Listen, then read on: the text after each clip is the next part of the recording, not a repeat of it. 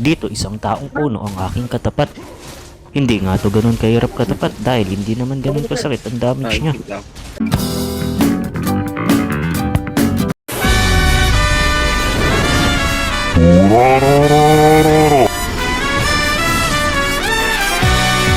Dahil nainip nga ako dito at hindi nalabas ng tower yung mga kalaban, kinakatlane ko na lang sila.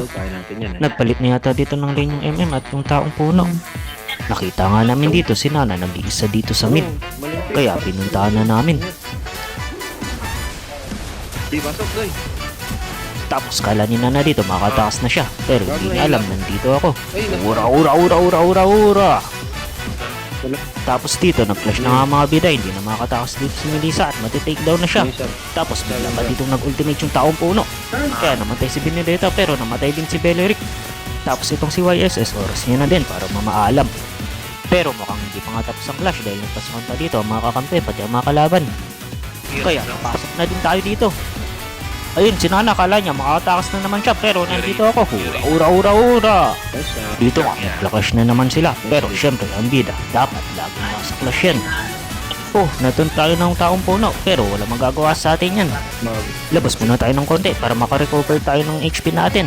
Tapos syempre babalikan natin yan sila. Dahil inahabol nila si Cho, pero ngayon nga lang napatay nila si Cho. Pero kaya to, tara mga kasama.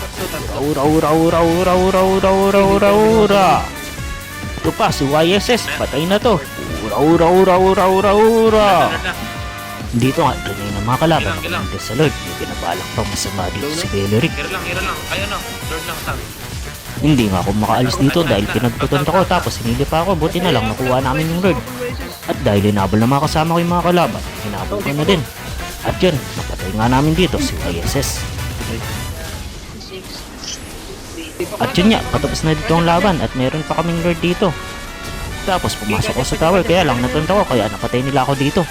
Pero ganun, tapos na ang laban. Sigo pa si Doy.